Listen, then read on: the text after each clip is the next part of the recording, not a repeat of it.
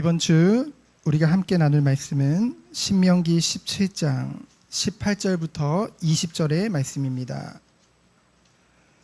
신명기 17장 18절부터 20절의 말씀, 우리 세 절을 다 같이 합독하도록 하겠습니다.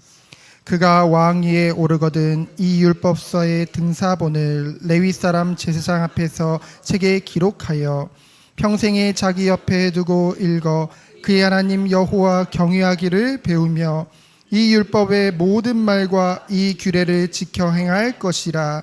그리하면 그의 마음이 그의 형제 위에 교만하지 아니하고 이 명령에서 떠나 좌로나 우로나 치우치지 아니하리니 이스라엘 중에서 그와 그의 자손이 왕위에 있는 날이 장구하리라. 아멘. 이번 주 함께 볼 말씀의 제목은 평생 가까이 두라입니다. 그러면서 부제목으로는 읽고 배우고 지켜 행하는 삶입니다. 우리는 오늘도 예배 가운데 나올 때 스스로를 보죠. 스스로의 마음과 그것을 점검하게 됩니다. 사실 우리는 우리의 약함을 누구보다 스스로 잘 알고 있죠. 우리 모두는 연약합니다. 그래서 우리가 예배 가운데 나올 때 때로는 우리의 약함을 동정받기를 원하고요, 하나님 앞에. 그리고 더 나아가 강해지기를 원하죠. 우리의 신앙이 더 강하고 단단해지기를 원합니다. 이 예배를 통해 이것을 기대하죠. 이것은 저는 참 좋은 신앙이라고 생각을 합니다. 그런데 우리도 알다시피 예배의 참된 목적은 하나님을 영화롭게 하기 위함이죠. 이를 위해서 우리가 택하신 곳에서 정하신 시간에 함께 모여서 예배드리는 것입니다.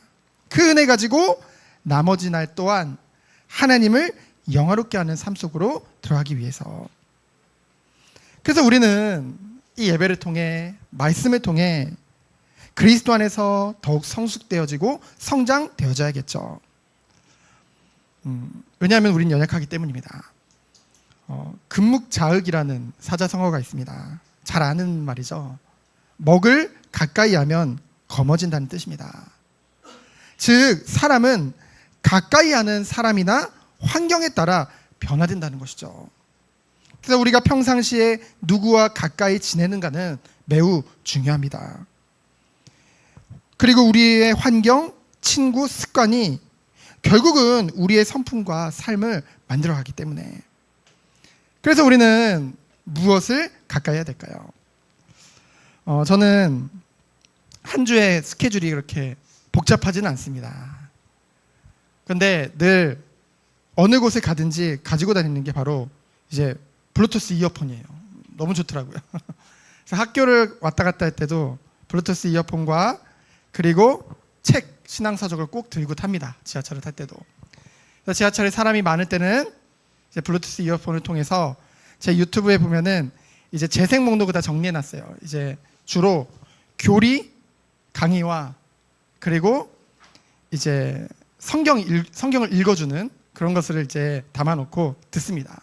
그 사람이 없을 때는 또 책을 꺼내서 읽죠. 그리고 운동을 할 때도요, 너무 즐거워요. 그것을 할 수 있기 때문에 늘 교리 강의를 늘 듣습니다. 여러분 그렇게 생각할 수도 있어요. 교리 강의가 왜 그렇게 재밌나? 저는 즐거워요. 왜냐하면은 저의 사명은 하나님의 말씀을 있는 그대로 우리 성도님들에게 잘 전달하는 거거든요. 근데 이 교리라는 것은 지식을 쌓는 것이 아니라 성경 전체를, 그리고 그에 담긴 하나님의 뜻을 정확하게 알 수 있도록 우리의 믿음의 선배들이 다 정리해 둔 것이 바로 교리이기 때문에. 그래서 그 시간이 너무나 즐겁더라고요. 그래서 어떤 사람은 그런 얘기를 해요. 제가 맨날 이 교리책이나 성경 서적들만 보니까 좀 인문학도 읽어라 라고 얘기하더라고요. 왜냐하면은 더 인간을 깊이 이해할 수 있다는 거예요. 그 내면과 그 죄성을 더 깊이 볼 수 있다는 거예요, 인문학을 보면. 도움이 될 수도 있죠. 그러나 저는 그렇게 생각을 했어요. 성경 한 권이면 충분하다. 이 성경 하나님의 말씀을 통해서도 사실 한 권이라고 하지만 66권이잖아요. 이 성경에 담긴 그 의미와 주님이 우리에게 말씀하시는 것이 얼마나 깊고 풍성한지요. 그래서 디모데후서 3장 16절에 보면은 모든 성경은 하나님의 감동으로 된 것으로 교훈과 책망과 바르게 함과 의로 교육하기에 유익하다고 했습니다. 그래서 우리가 평상시에 무엇을 가까이 하느냐, 우리가 스스로 질문했으면 좋겠어요. 그리고 우리가 생각했으면 좋겠습니다.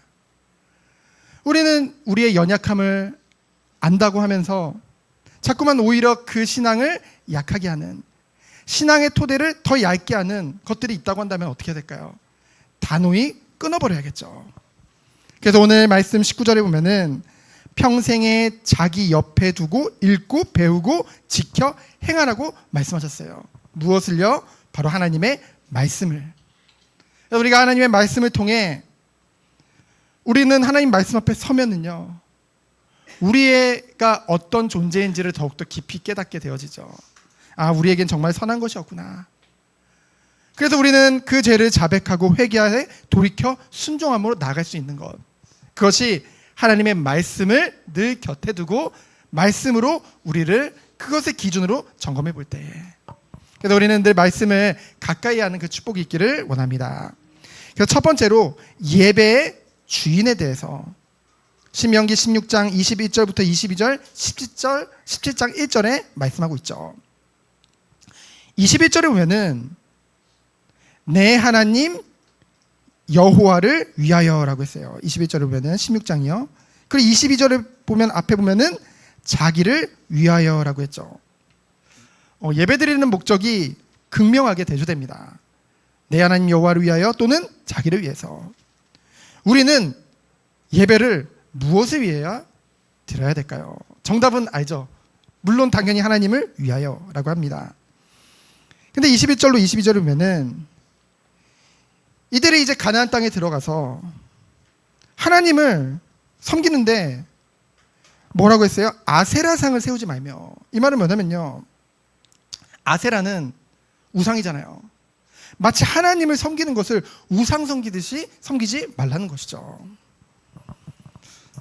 지금은요, 우리는 앞으로 살아갈 시대를 보면은요, 종교 혼합주의, 여러 가지 이 신앙을 방해하는 많은 사상들과 많은 학문들이 쏟아져 나올 것입니다.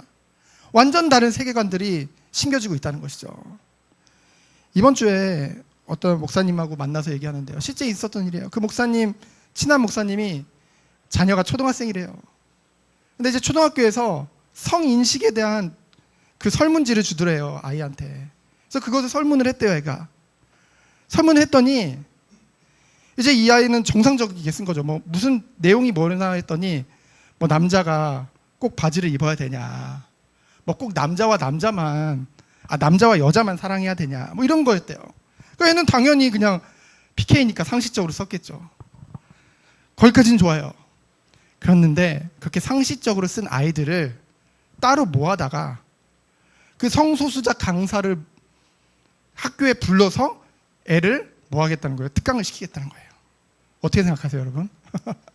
우리나라 공교육에서 실제로 벌어지는 일입니다. 그래서 그 목사님이 충격을 받아가지고 그 자녀를 이제 학교에서 이제 그만두고, 그리고 집에서 이제 홈스쿨링으로 이제 연계해가지고, 숭실대학교하고 연계해가지고 홈스쿨링으로 이제 자녀가 3명인데 자녀를 돌보고 있다고 하더라고요.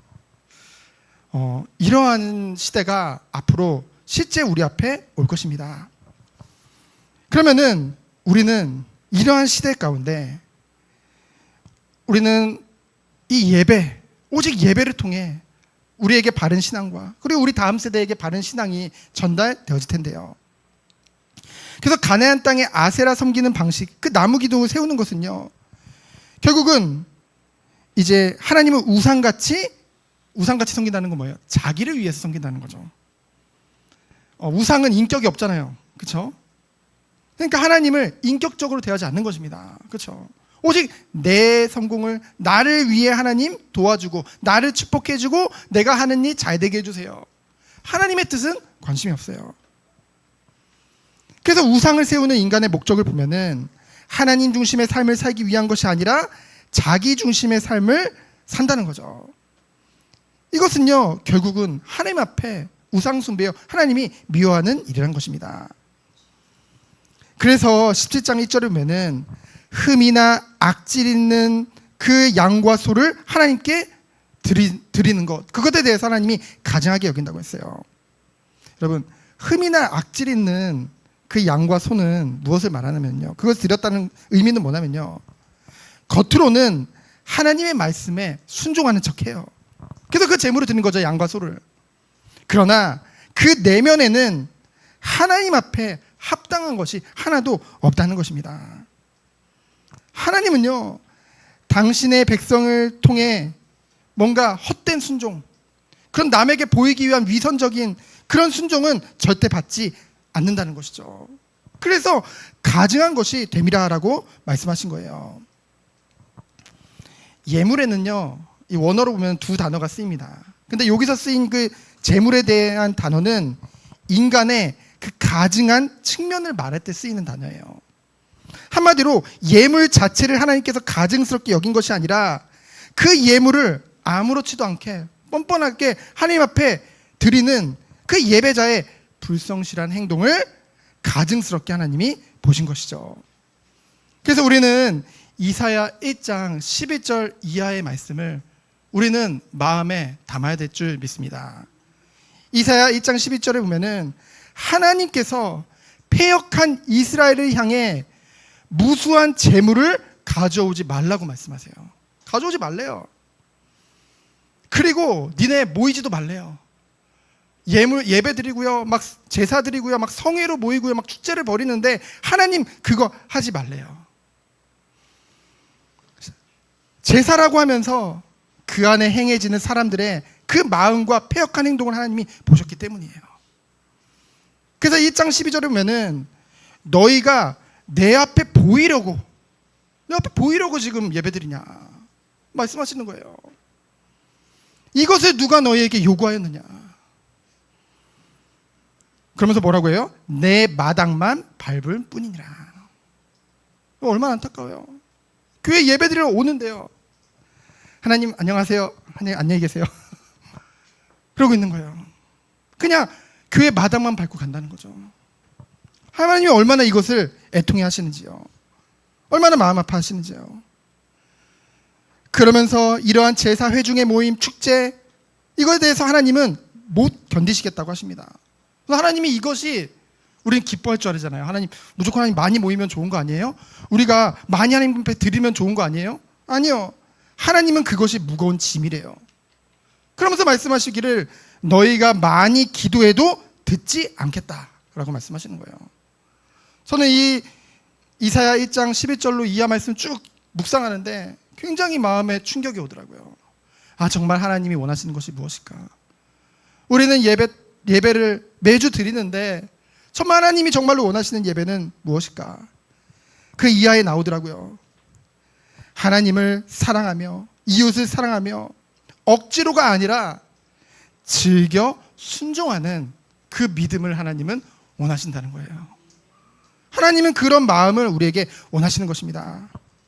그래서 하나님은 우리에게 습관적으로 위선적으로 하나님 앞에 나오는 것을 원하시지 않는다는 거예요. 그러면 하나님은 어떤 예배자를 원하실까요? 시편 51편 17절을 보면은요, 하나님께서 구하시는 제사는 상한 심령이라. 하나님이여 상하고 통회하는 마음을 주께서 멸시하지 아니하시리라. 여러분, 우리가 하나님 앞에 나아갈 때 어떤 마음으로 나가야 될까요? 하나님, 내가 이번 한 주간 잘 살았어요. 하나님, 저 잘했죠? 내가 좀 그래도 저 사람보다 좀 낫지 않아요? 우리는요, 누구든지 하나님 앞에 서면은요, 하나님 말씀 앞에 우리를 보면은요, 상한 심령으로 나올 수밖에 없어요. 우리의 죄를 철저히 깨닫게 되어지고요, 마음이 부서진 상태라는 거거든요. 이 바울도 고백했잖아요. 그 대단한 바울이, 율법으로는 흠이 없는 그 바울이 뭐라고 고백을 했어요? 오호라 나는 공고한 사람이로다.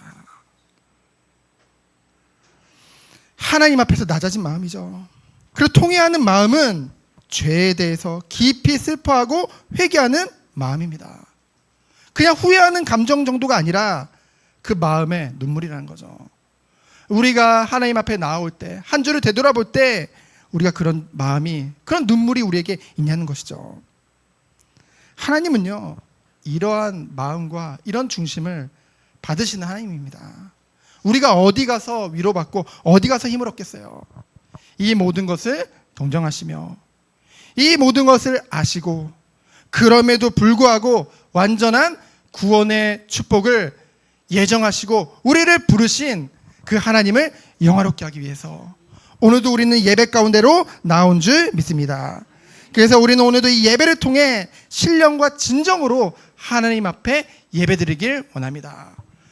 주님이 오시는 그날까지 우리는 이 길을 가는 거예요. 좁은 길이라고 했습니다. 좁은 문이라고 했어요. 협착한 길이라고 했어요. 찾는 이가 별로 없는 길이라고 했죠. 우리는 이 마음으로 가야겠죠. 그래서 두 번째로 이 하나님의 백성의 공동체, 이 교회의 질서와 순결을 위하여서 무엇을 해야 될지 2절부터 13절에 나와 있죠. 먼저 2절부터 7절을 보면은 교회의 7위권에 대해서 말하고 있습니다. 이 7위는 이 다스리치 그걸 말하는 게 아니라 다스리는 7위권 말고 이제 교회의 권징이나 그런 것을 얘기를 하죠. 루이스 벌코프라는 아주 유명한 보통 이 장로교 신학대학교들에서는 대부분 이제 조지신학 교과서를 우리 윗세대 목사님들은 대부분 이거를 배웠습니다. 저까지도 이거 배웠는데요. 이 루이스 벌코프는요, 이 교회의 권세에 대해서 세 가지를 얘기를 했어요. 첫 번째는 말씀 선포권, 두 번째는 칠위권, 그리고 세 번째는 봉사권을 얘기했죠. 이 교회의 칠위권이라는 행사하는 것이 매우 중요함을 말하고 있습니다. 오늘 본문에도 보면은요, 2절로 7절을 보면은 우상 숭배자에 대한 칠위권에 대해서 말하고 있죠. 우리 인간적인 기준으로 보면은 하나님 사랑이라면서 왜 이렇게 무자비하고 왜 이렇게 무섭게 행하실까? 막 돌로 쳐 죽이라고 그러니까. 그런데요, 무자비해 보이지만은 그 과정을 보면 매우 공정하고 명확한 걸 우리는 보게 됩니다.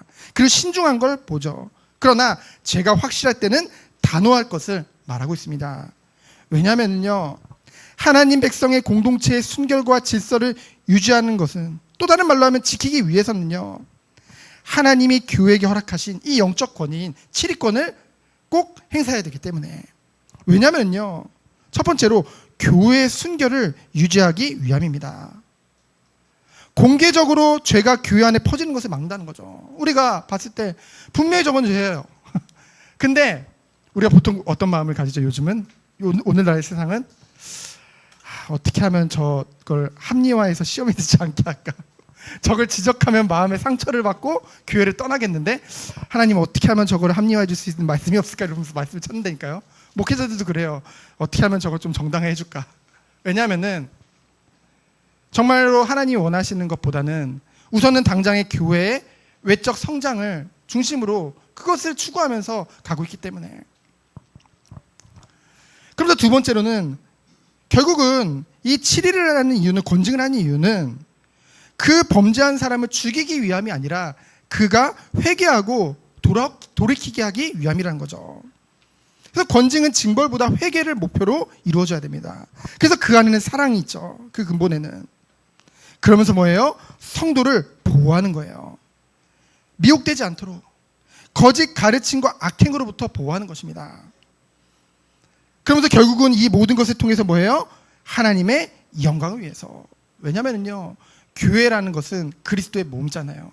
우리가 한 지체예요. 한 형제입니다. 그래서 어린이부에서도 얘기했지만은, 자, 오른손이 지나가다가 도둑질을 했어. 그럼 얘 오른손만 잘못이잖아. 그치? 우리 잘못 아니지? 맞아요? 아니라는 거죠. 그렇죠? 이 오른손이 이 도둑질을 했지만은 그 몸 전체가 다 도둑이 되는 거예요. 그렇죠? 교회라는 것이 그렇다는 거죠.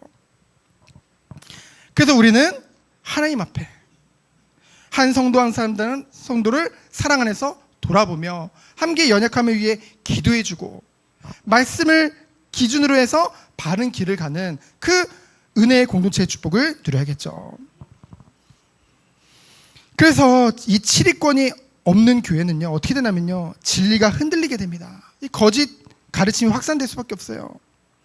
그러면서 그에 따라 도덕적으로 타락을 하게 되어지죠. 그러면서 교회가 무질서해지면은 영적인 권위가 약화될 수밖에 없습니다. 그러면은 양들은 상처를 받고요. 근데 더 중요한 건 교회 안에 이런 타락이 이루어지면 누가 더 상처받는지 아세요? 불신자들이 더 상처받아요. 약간 말이 이상한데, 그렇죠? 불신자들이 보면서 야, 원래 이런 은혜 안에 있는 교회를 보고 믿지 않는 자들도 칭송을 할 수밖에 없는 것이 바로 교회의 축복인데요. 그 모습이 회복되지 않으면요, 결국은 교회가 세상으로부터 지탄을 받는 그런 일이 벌어질 수밖에 없다는 것이죠. 그래서 교회의 7위권은 사랑 안에서, 교회의 질서와 순결을 위해서, 또한 회개로 이끌기 위해 하나님 앞에서 행해져야 될 줄 믿습니다. 과연 이걸 저는 할 수 있을까요? 어떤 교회는 저기 그 신자 들어가는 교단들이 굉장히 좀 보수적이잖아요. 뭐 고신, 대신, 막 합신 이런데. 근데 어떤 제가 아는 교회는 권징석이 있대요. 예배당에 권징석. 저 같으면 저라도 시험 들겠는데 권징석이 누가 앉냐고 그러니까 예배 늦게 오면 거기 앉는데요. 예배 늦게 오면 거기 앉는데요. 그래서 그래가지고 제가 그래서 그 교회 목사님 되게 유명한데 성도가 생각보다 많지 않은 거예요. 제가 봤을 때는 막 그 유튜브 보면은 막 몇만 명이거든요, 구독자가. 근데 정작 교회는 200명도 안 된다는 거예요. 그래서 제가 속으로 그럴만하다. 나라도 시험 들겠다. 그런 생각이 들더라고요. 근데 어쨌든 좁은 길을 가겠다. 그런 자부심만은 대단하더라고요. 그래서 그러면서 이제 8절부터 13절에 보면은 이제 공동체 안에서 여러 송사가 발생하게 됩니다. 막 서로 막 고발하고 서로 막 사건들이 벌어지고 성도들 간에 공동체 안에서 그때 무엇을 하라고 하냐면요, 택하신 곳에서 레위 사람, 제사장, 재판관, 그 하나님의 세우신 종들에게 나아가면 하나님께서 판결을 내리실 것을 말씀하십니다. 무엇을 기준으로 판결을 내리실까요? 말씀을 기준으로. 그때 무엇을 하라고 했어요? 좌우로 치우치지 말고 판결대로 행할 것을 말씀하시죠. 그 판결에, 그 교회의 권위에 순종할 것을 말합니다. 고린도전서 16장 10절에 보면은 이 같은 사람들과 또 함께 일하며 수고하는 모든 사람에게 순종하라 라고 했고요. 디모데전서 5장 17절에 보면은 잘 다스리는 장로들은 배나 존경할 자로 알되 말씀과 가르침에 수고하는 이들에게는 더욱 그리할 것이니라. 이것은 교회의 질서를 얘기한다는 것이죠. 누가 특권의식이 있고 누가 우월하다는 것을 얘기하는 것이 아닙니다. 여러분, 목회자나 또는 중직자나 똑같이 그리스도 안에서 한 형제들이래요. 맡겨진 그 사명이 다를 뿐입니다. 맡겨진 직무가. 그렇죠? 서로 하나님 앞에서 겸손함으로 이 모든 것을 행할 때, 우리가 그것에 서로 순종하며 서로 하나님께 영광 돌릴 때 하나님이 그것을 통해서 아름다운 교회를 세워 나가신다는 것이죠. 그래서 레위 사람, 제사장, 재판관을 하나님이 부르셔서 세운 것 같이 우리는요, 인간적으로 봐서 대단하기 때문에 그것을 순종하며 함께 질서를 이루어서 나가는 것이 아닙니다. 하나님을 믿기 때문에 하나님이 세우신 교회와 그 질서를 함께 인정하고 함께 나가는 것이죠. 그래서 13절에 보면은 이들을, 이제 우상숭배한 자들을 죽여서 제하여 버릴 것을 말씀하시죠. 그 이유가 뭐래요? 다시는 그와 같은 범죄를 저지르지 않도록 하기 위해서. 이것을 행하는 것을 우리는 보게 되어집니다. 그래서 우리는 세 번째로, 마지막으로 이제 지도자, 왕을 위한 기도인데요. 이거는 이제 이스라엘이 가나안 땅에 이제 들어갔을 때 지금껏 봐왔잖아요. 가나안은 정복하는데 수많은 왕들을 정벌했습니다. 그리고 이스라엘이 애굽에서 400년간 노예 생활할 때도 그때 바로라는 왕을 목격했죠. 이제 그들도 가나안에 정착한 후에 분명 제도적인 그 왕을 요구할 것을 하나님이 미리 아셨던 거예요. 이 규례를 주셨다고 해서 하나님이 그 인간적인 왕을 원하신 건 아닙니다. 그러나 그들이 요구할 것을 하나님은 아시고 왕에 대한 규례를 하나님께서 세워주신 거예요. 그래서 뭐예요? 이 왕이 하나님과 대립되는 관계에 있는 것이 아니라 하나님의 통치를 받는 지도자로서 세워지도록 하나님이 준비하신 것이란 거죠. 그래서 오늘 이제 14절로 보면은 15절부터 보면은 이제 왕의 자격에 대해서 나오죠. 이 지도자의 자격에 대해서 나옵니다. 하나님이 택하셨다는 것은 선택하였다 또는 기뻐한다는 의미를 담고 있어요. 그래서 하나님이 세울 것이라는 것은 하나님이 당신의 백성을 통치할 지도자를 당신이 기뻐하는 사람으로 친히 세우실 것을 말씀하시는 것이죠. 그러면서 그는 내 형제 중에 한 사람이 될 것을 말했어요. 아까도 말했듯이 뭔가 특권 의식을 가질 만큼 뭔가 우월해서 하나님 세우신 것이 아니라 하나님이 기뻐하셔서 그 형제 중에 하나님이 세우신 거라는 거죠. 그걸 말하는 것입니다. 그러면서 타국민이 아니라는 것은 뭐예요? 이스라엘과 함께하며 이제 하나님의 구원의 역사를 함께 본 그 공감대가 없는 자를 세워서는 안 된다는 것이죠. 그래서 우리는 이것을 통해서 무엇을 알 수 있냐면요, 이 교회라는 것은, 그리고 이 영적 공동체라는 것은 개개인의 구원도 중요하지만은 함께 그리스도 안에서 공동체를 이루어서 성장하는 것이 너무나 중요하구나, 그것을 우리는 다시 한번 깨닫게 되어집니다. 그러면서 16절로 17절을 보면은 이 왕이, 이 지도자가 하지 말 것에 대해서 말을 하고 있죠. 16절에 보니까 병마를 많이 두지 말라. 병마는 이제 말과 뭐 병거 그런 전차를 얘기하잖아요. 그래서 병마를 얻으려고 다시 애굽으로 돌아가지 말라는 거죠. 여러분, 이스라엘이 방향을 맞춰야 할 대상이 누굽니까? 인간적으로 볼 때 강한 나라인 애굽이 아니라 진정한 역사의 주관자이신 하나님인 줄 믿습니다. 하나님이 모든 것을 통치하시고 보호하시리라 약속하시고 지금껏 인도하신 것을 우리는 인정하기 때문에 그 하나님을 바라봐야겠죠. 그러면서 아내와 재물을 자기를 위하여, 너를 위하여 쌓지 말 것을 말씀하십니다. 이스라엘을 다스리는 왕은요, 하나님의 대리자의 일을 하는 거죠. 그렇죠?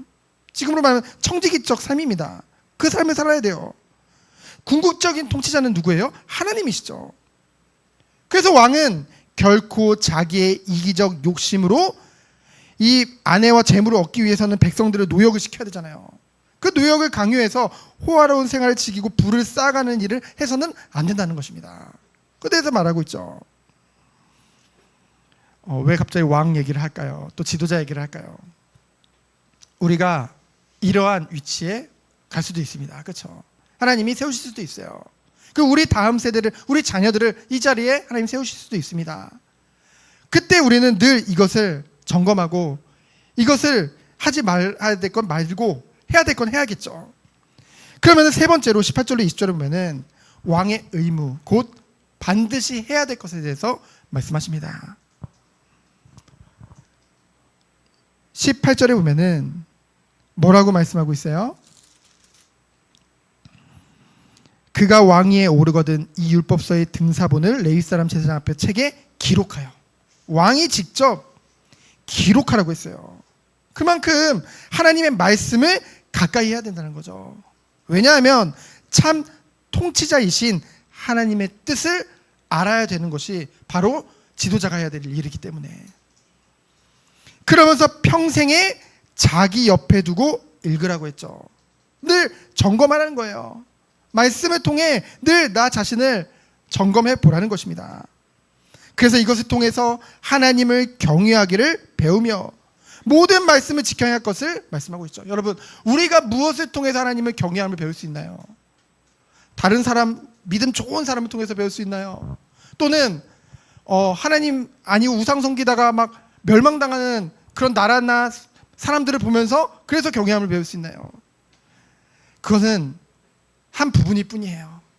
우리는 오직 말씀을 통해 하나님을 경외함을 배워야 될 줄 믿습니다. 그래서 늘 율법 곧 말씀을 묵상하는 이유가 뭐예요? 교만해지지 않기 위해서, 좌우로 치우치지 않기 위해서, 한 방향으로 가서 그것만 쫓는 그것을 하지 않기 위해서, 또한 장구를 위해서. 마태복음 21장 33절로 41절을 보면은 너무나 잘 아는 이 포도원 비유가 나오죠. 이제 포도원의 그 농부들과 그리고 이제 그 주인과의 그 관계를 나오는 것이 나옵니다. 이들은요 사실 주인에게서 포도원을 관리하는 위임을 받은 사람들이었다는 거죠. 자신들이 주인이 아니에요. 근데 그 권한을 남용하기 시작합니다. 그렇죠? 그것을 돌리지 않아요. 자신들이 다 차지하려고 합니다. 그래서 주인이 이제 사람을 보낼 때마다 그 종들을 다 죽이죠. 그때 이제 어떻게 해요? 그래도 내 아들을 보내면 죽이지 않겠지. 그 아들을 보내는데 어떻게 해요? 저 상속자다. 그래서 그를 죽이면 우리가 다 차지하게 되겠지. 그래서 그마저도 죽이게 되어지고 결국 어떻게 돼요? 멸망을 당하게 되잖아요. 이것은요 누구를 말하면요 이스라엘 백성을 얘기하는 거예요. 또한 영적 이스라엘인 우리들을 얘기하는 거죠. 이 책임을 맡은 이스라엘이 하나님의 말씀은 지키지 않고요 폐역한 길을 걸어갈 뿐만 아니라 하나님의 아들이신 예수 그리스도까지 죽임으로써 멸망을 당할 것을 말씀하신 것입니다. 그것을 암시한 비유죠. 그래서요 이스라엘이요 역사적으로 장구하지 못한 것은요 누구의 책임이에요? 자신들의 책임인 거예요. 그래서 우리는 결론적으로 우리 성도에게 영생을 주신 것은요 하나님의 전적인 은혜입니다. 그 영생을 얻어 누리느냐 그렇지 못하느냐는요 우리 자신의 전적인 책임이라는 거죠. 하나님은 반드시 우리의 구원을 이룰 것입니다. 그럼 우리가 살아있는 동안 얼만큼 쉽게 갈 수 있는 길을 어렵게 가느냐, 그것은 우리의 책임이라는 거죠. 그래서 언제나 우리는 어떻게 해야 될까요? 우리 연약하잖아요. 우리 서론에 봤듯이 우리는 약하잖아요. 우리는요 다른 것을 담아서는요 결코 하나님께 나아갈 수 없는 그런 죄성을 가진 존재입니다. 그래서 우리는요 언제나 하나님의 말씀을 가까이 해야 될 줄 믿습니다. 오직 하나님의 말씀만을 의지하며 하나님의 은혜 가운데, 이것이 진짜 은혜잖아요. 내가 연약하고 내가 부족하기 때문에 우리는 오직 그리스도를 붙잡는 것입니다. 우리가 의롭게 되기 위해서 주님을 붙잡는 게 아니에요. 우리는 의롭지 않습니다. 우리 의인은 없네, 하나님도 없다고 했어요. 완전한, 그렇기 때문에 중보자 대신 완전한 의로우신 그 그리스도를 붙잡고 그 그리스도와 연합되기를 우리는 사모하는 것이죠. 우리가 그 은혜 가운데 들어가기 원합니다. 그래서 그 은혜 가운데 하나님의 백성에게 주신 그 사명, 그 책임을 다하는 우리 모든 성도님들 되어지기를 예수 그리스도 이름으로 축원드립니다. 시간 기도합니다. 하나님 감사합니다. 온전히 주님만을 높이는 우리 한 사람 한 사람 될 수 있도록 주께서 축복하여 주옵소서. 살아계신 예수 그리스도 이름으로 기도합니다. 아멘.